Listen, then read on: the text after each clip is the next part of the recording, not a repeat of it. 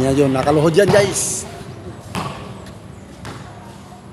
Alakawan mindang guys. Ang tibay talaga ni Tatay D. Dalawa na. Oh, dalawa na talaga. Tatlo.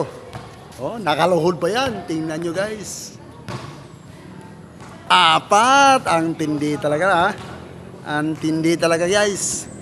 Dito lang yan nyo makikita kay Tatay Jun Marilao ng Bulacan. Tingnan nyo guys, ang galing talaga.